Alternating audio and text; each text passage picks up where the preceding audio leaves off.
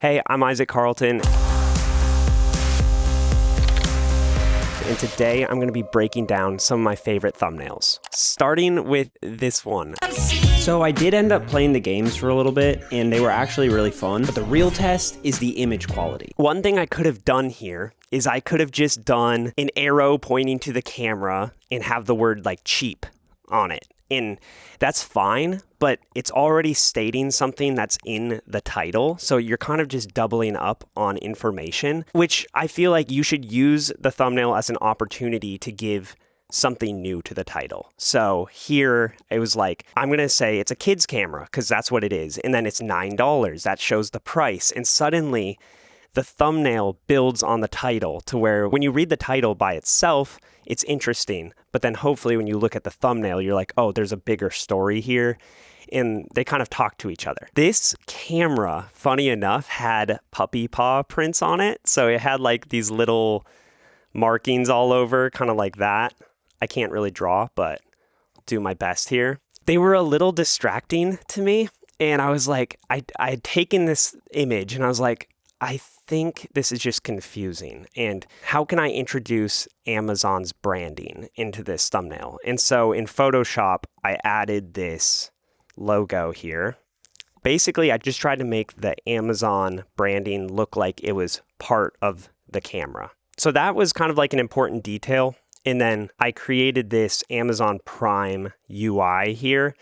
And this is completely custom. You know, like I initially went on to Amazon to try to find like a screenshot I could take. But oftentimes what I find is like, that's just too busy. There's too much going on if you try to take the real screenshot from a website. So basically I just found a font that looked similar and typed out kids camera.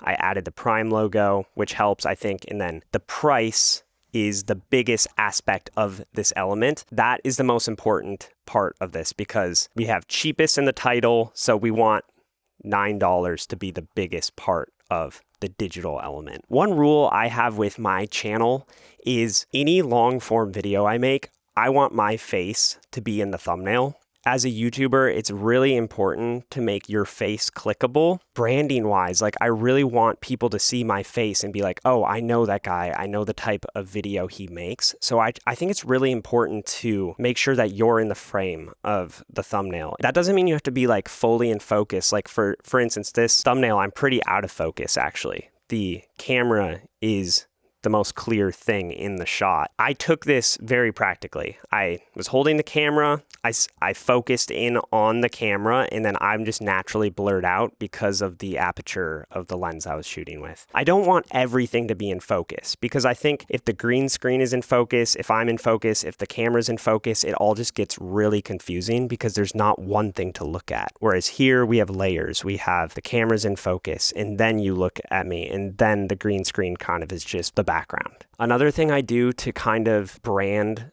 these videos in this series, if you will, of like, can I make a movie blank or I made a movie blank, is taking the thumbnail in front of a green screen. The reason I do that is just because a green screen is pretty universally recognizable as like, oh, this is a filmmaking video. It's kind of crazy because everyone, whether they're a filmmaker or not, kind of understands what a green screen is. My goal here is my mom, you know, who doesn't really know much about filmmaking can see this thumbnail and be like, oh, Isaac made a filmmaking video. And so I think anytime you can find elements that are recognizable like that to add into your thumbnail, it's great because I don't really have to explain what it is. People just already know.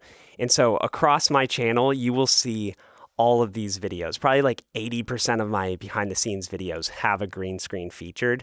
And that's just to help reinforce the fact that I'm creating a movie. So that's why I choose the green screen. And I think it's important to continually do the same thing because, again, when people see that a thumbnail of mine, I'm hoping they'll be like, oh, I know that guy. I'm going to click his video over the other 100 videos that are on the home screen of YouTube. That is it for I Made a Movie with Amazon's cheapest camera. Let's move on to the next. Boom. This is a fun one. Good, get fixed. You're it. You're it right now. Basically, on my channel, I have two versions of videos. I do a short film, which is like the vehicle that helps me create the behind the scenes video. So I post them both at the same time. Most people watch my videos by watching the behind the scenes video first and then clicking on to the short film. For this situation, the behind the scenes video for this short film was titled, "Can I Make a Movie with a First Person Camera?" And that's important to know for why I chose this kind of POV look. Basically, most people, let's say, just finished watching my behind the scenes video and they saw me running around with this first person camera on, and basically the whole video was just a chase scene. So then my thought with making a thumbnail for the short film was like, how do I convey that same feeling of like I'm getting chased? It's really hard to get people to watch a short film on YouTube. So that's why I find that pairing it with a behind the scenes video is really important, because people are really interested in the behind the scenes process, and that is a great funnel to get people to actually watch the short film. I don't package these the same way because I'm kind of assuming that people are watching the behind the scenes video first and then they'll click onto the short film. And that's why the packaging and the thumbnail looks different on the short films, because I'm kind of assuming that the viewer has already had some backstory on what I made. And so that's why the title is very simple here. It's just tag you're it. And then the image, there's nothing digitally altered, or nothing appears to be. I will point out some things here. This dumpster is fake. And the reason it's fake is because this is my house and I had this old grill here, and it just like, you couldn't tell what it was and it looked really ugly. So I circled that grill in Photoshop, and using generative fill, I just typed in dumpster, and the magic of artificial intelligence put in a dumpster. I don't know how it works, but it does, and it's magical. And I use that for a lot of small elements.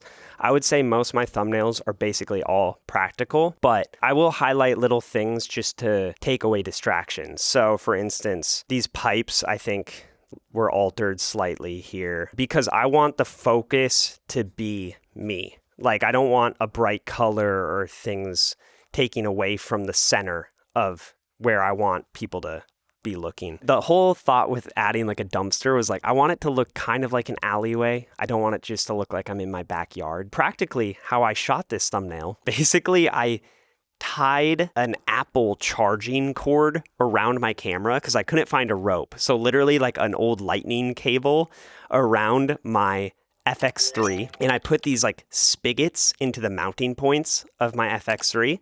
So there's like 2 bars on the camera, and then I tied my Apple charging cable around my roommate, and so he had this cable around his neck so that my FX3 was like mounted right here. Super janky. I would not recommend mounting a camera like that, but I was in a rush. And basically I was like, bro, just stretch out your hands like this, and I'm just gonna run past you several times. And we were just filming a video. We did it several times. I ran past the camera, and then I wanted some motion blur, and you can kind of see it looks like I'm moving, and sometimes it's just easier to do that with an actual video shooting in 24 frames per second. And then I just snapped a frame grab that looked pleasing to me, and I was like, all right, we're good. And other than that, I just color graded the image, because there is a chance that people might just stumble across this video without seeing the behind the scenes. I do want it to still be compelling. Like, my intuition is just like, pick an interesting frame, pick an interesting title. And my hope is that someone might be scrolling through YouTube and see this video and this title and just be like, that is so weird, I'm gonna click on it. As you can see, like, I don't have any text on the screen on this thumbnail. And part of the reason I do that is I like to separate the look of the short film and the behind the scenes. And so I would say the behind the scenes thumbnails are packaged more like very broadly appealing. Like, anyone sees it and is like, oh, I understand what's going on. But then I want the short film to look different, kind of like a little bit more lo-fi. I want the image to kind of just speak for itself, I guess. And I think the short film really feels extra special after you watch the behind the scenes that I made. So that is Tag You're It. Let's move on to the next. Ooh. After dinner, I started filming the second half of the movie. And to keep this video from becoming the most boring thing you've ever watched, I sped up the footage by 10,000%. I really liked making this video. I had so much fun. I took an Uber 10 minutes from my house to a hotel, booked a room for a night, and tried to make a movie before I had to check out the next day. So I had 24 hours to sit down and make a film. One thing I try to do a lot is come up with the title and the thumbnail before I even shoot the video. That really helps me even decide if a video is worth making. Because to me, the whole goal of spending time to make something is to get people to actually watch it. And sometimes I'll have a cool idea, and if I can't package it correctly, I won't even make it, because I'm like, the whole goal here is to get people to view it. And unfortunately, thumbnails are so important on YouTube that it's kind of a necessity to make it. If it's not good, people aren't going to click. And then, these videos take a long time to make. And so I'm probably going to push that idea aside and do something else. So I'm a very big advocate for coming up with the thumbnail and the title before I ever film. This thumbnail, I couldn't actually take until I got to the hotel, because all of this stuff you're seeing is practical. The pillow is real, the bed's real, the wall's real. The robe, in fact, is fake. I'll talk about that in a little bit. Once I was there, got situated, step number one was take all the images, and I had a few in mind. And I have options here, because let me just pull these out. Boom. I took a lot of thumbnails for this video, as you can see. And YouTube has a feature called ABC testing. So basically, you can upload 3 thumbnails. The YouTube algorithm just uses watch time to determine what thumbnail is the best. So in this case, this thumbnail right here had the longest watch time over these two. And so at the end of the day, this thumbnail won the test over these ones, which is funny because I really liked this thumbnail. This is my personal favorite. I think the tension of the hotel worker knocking at the door, talking to me, there's just drama and tension in this thumbnail. But what's crazy is often I'm wrong and people just gravitated towards this one. So that's a cool feature that you should definitely use. Like I said, this thumbnail was basically shot practically, and I shot it before I filmed the video. It felt a little empty. This was just a plain wall here, and it was just a lot of dead space. And so I added this lamp, and that helped a lot. But then I wanted to have something fill up this right side of the frame, because the composition of the frame didn't look very great. And so I wanted to be kind of on the side. So I was like, I need text. I tried a lot of things. Like one of the texts that I used was no filming, no cameras, that type of thing. But in the back of my mind, I was like, oh, it'd be funny if it said go to bed. Basically like your mom or someone's being like, hey, go to bed. But obviously, it doesn't really make sense for a hotel worker to be in your room, but here you can kind of see there's like someone's arm on the side of the frame, and it's a very subtle detail, but this little arm kind of gives context for this funny go to bed line. I told some people about this idea. I was like, I might just try go to bed and run a new A/B test and see if it wins. And they're like, that's ridiculous. That doesn't make sense. And I was like, I agree with you, but I think it's funny. So I'm just going to try it. And I did, and it won. So I was really happy about that. And I think it's really good to shoot your image like text will be in. If I would have been more center framed here, it would have been hard to squeeze in text. It would have just felt very mushed together. Also, this robe, I was wearing purple pajamas in this picture. They kind of just looked a little bit too busy. There's like a really interesting pattern on these pajamas.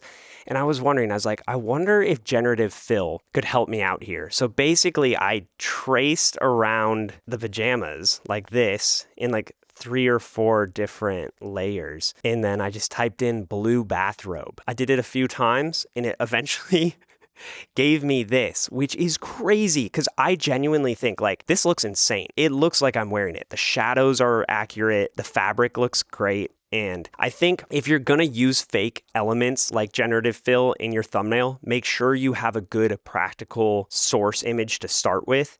Because if I was just wearing like a white t-shirt or something, it might not look as good. Or for instance, this arm was much harder to add in than the robe because there was no element to pull from. Whereas the best case scenario is to have someone in the frame in the actual image, and then you can edit it later and use the real element as an asset to build on top of. One thing that I have not mentioned is the importance of lighting. Lighting the image is by far the most important thing you can do. There's several different ways to light this. You can just walk into a room and blast light on all sides and try to get like a really smooth looking, well-lit image, but that doesn't feel real. I want these thumbnails, even though they're pretty heavily edited, I still want them to feel realistic. And so over here, I did have a real yellow lamp. And so this glow you see is actually real. It's spilling onto the wall. And then I wanted to make sure that I maintained darkness in the shot as well, because the whole vibe of this video and the short film that I make in this video is a thriller kind of horror type short. And so I didn't want to just have like a bright exploding color thumbnail because that wouldn't match the vibe of the video. However, you still want the image to be bright enough so that it stands out for people to want to click. So how I did that was I had a couple friends help me shoot this. They came to the hotel and we had a tall light with barn doors hitting this side of my face. And no softbox or anything, kind of just a direct source smashing my face, kind of like how a real light in a house would hit. And then that creates all these kind of like harsh shadows you see on my face. I think that really brings a sense of realism to the shot because even though I'm well lit and properly exposed, there's still realistic shadows happening on the nose, on the eyes. There's some good contrast. This side of my face is clearly darker than this side. I want my images to still look real.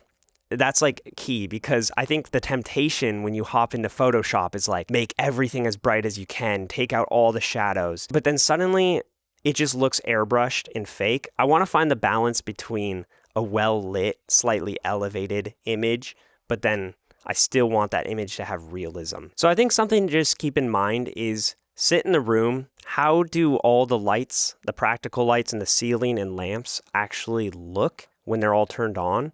And then take those looks that are actually in the room and then just elevate that. All right, let's move on to the next one. Boom.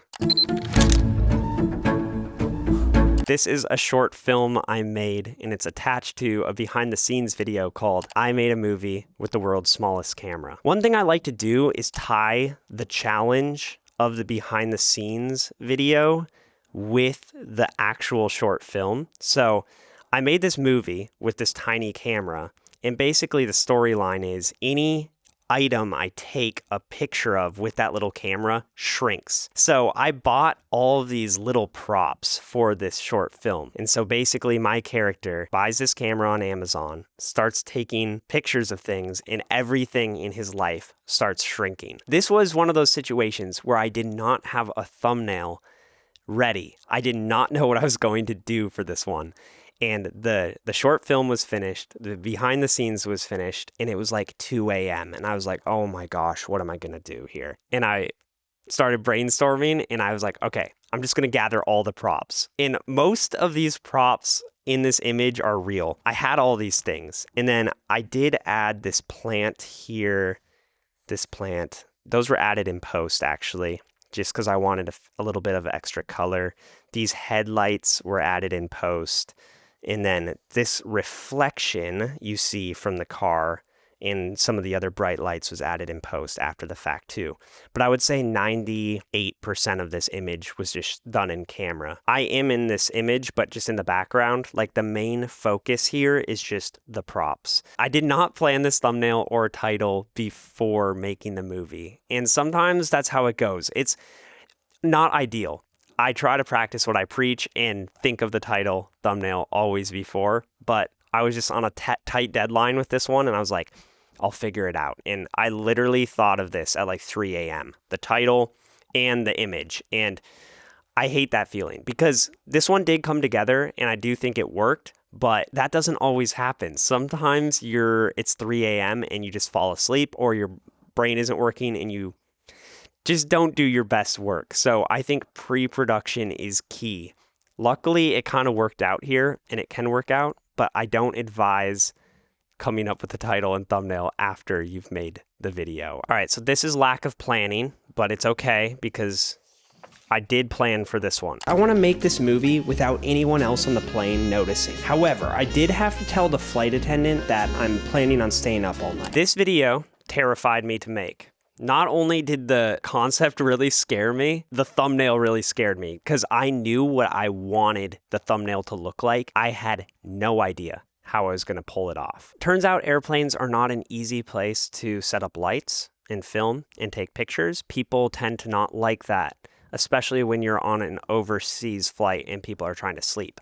So I had to be very strategic with how I both filmed this video, but more importantly, how do I take an engaging thumbnail that people, actually want to click on, that feels real. My whole goal with this thumbnail was to build tension. And I think the clear thing you see here is there's another guy next to me, and it just looks like I'm really crammed into this space. This is not how I actually filmed the video. If you watch the video, I am in a more private seat.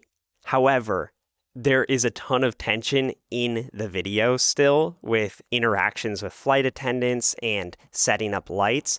And so sometimes you kind of have to exaggerate your situation in the thumbnail to fully convey the feeling of the video. And I think this is one situation where a viewer will click on this video and the perceived effort that I went through to actually film the video is still there, even though I wasn't sitting in economy seating. If we're being honest, if I was actually in this seat, I probably could not have made a short film without getting kicked off the airplane. This is a way to kind of strategically show people a photo of an airplane, something that looks familiar, to get them to click, and then the setting of the actual video is slightly different, but the perceived effort is still there. So people will still click on this video and not feel let down. This just helps tell the story to get people to click initially. My goal with my channel is to make people interested in the video, not just for the filmmaking part, but just for the challenge aspect. I think this thumbnail can just bring in viewers that aren't necessarily interested in filmmaking, but they're interested in the challenge of it.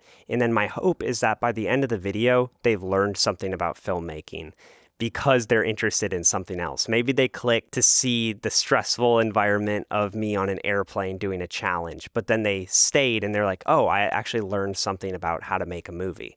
And that's my goal really with the channel, is to pull people into this niche, and then hopefully they end up learning something about filmmaking, and whether they're a filmmaker or not, hopefully they finish this video feeling entertained, but also feeling that they've learned something. So something interesting about this thumbnail is I took this image in my living room. And what I did is I started gathering assets. So I found this image of an airplane window. I found this is a separate image of the ceiling here.